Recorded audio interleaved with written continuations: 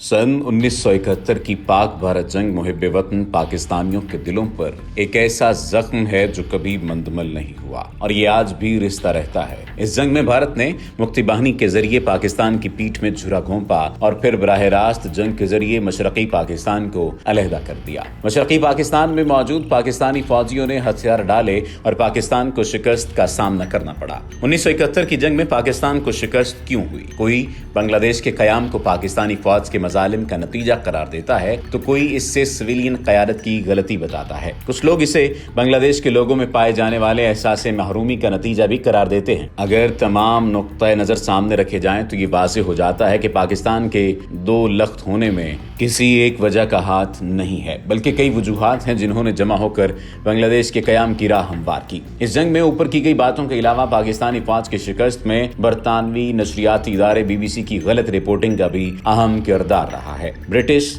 Broadcasting corporation यानी BBC ने हकायक पर मबनी और दुरुस्त रिपोर्टिंग के लिए दुनिया भर में अपना एक आला मयार कायम किया, लेकिन 71 की पाक भारत जंग के दौरान BBC ने गलती की या जानबूझकर ऐसा किया। इस मुबैना गलती की वजह से पाकिस्तान की बड़ी फॉर्मेशन के मुकाबले में हिंदुस्तानी फौजियों की बहुत थोड़ी तादाद को जंग जीतने में मदद मिली। भारतीय फौज के साबिक मेजर जनरल अयान गार्डोजो ने, जिन्हें 5वें गोरखा राइफल्स फ्रंटियर फोर्स की पहली बटालियन में कमीशन दिया गया था, अपनी किताब 1971 में इस वाक़े का तज़किरा किया है। सन 1971 की पाक भारत जंग की रिपोर्टिंग के दौरान BBC ने ये रिपोर्ट किया कि इंडियन एयरफोर्स ने तंगील में तकरीबन 5000 हिंदुस्तानी फौजियों की एक ब्रिगेड को जहाजों के जरिए पहुंचा दिया है। BBC की रिपोर्ट के बरक्स भारतीय फौजियों की असल तादाद 384 थी, लेकिन BBC ने इसे तकरीबन 13 गुना ज्यादा बढ़ाकर बताया। मेजर जनरल अयान गार्डोजो के मुताबिक BBC वाले लम्हा बलम्हा जंग में होने वाली पेशरफ्त की रिपोर्टिंग कर रहे थे, लेकिन इसी दौरान उन्होंने गलती की।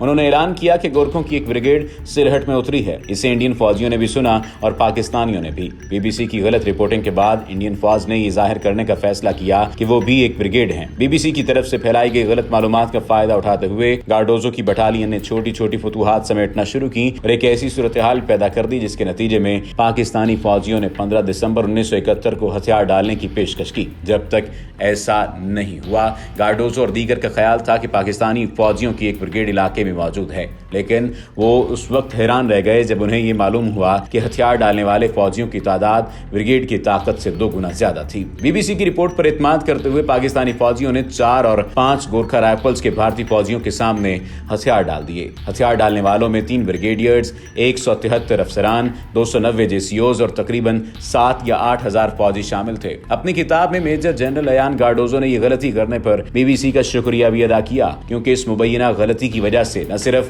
भारतीय फौज को पाकिस्तान के खिलाफ जंग जीतने में मदद मिली, बल्कि पाकिस्तान के 2 टुकड़े भी हुए और मशरकी पाकिस्तान अलहदा होकर बांग्लादेश बन गया। 71 की जंग में मेजर जनरल अयान गार्डोजो का पांव एक लैंड माइन पर आ गया था, जिसकी वजह से उनकी टांग उड़ गई थी। उन्होंने अपनी टांग वहीं दफनाई और अपनी बटालियन की कमांड करते रहे। माजूर होने के बावजूद भी वो रिटायर होने की बजाय भारतीय फौज का हिस्सा रहे और बाद में वो भारतीय फौज की तारीख के पहले माजूर अफसर बने जिन्होंने आर्मी की इन्फेंट्री ब्रिगेड की कमांड की थी।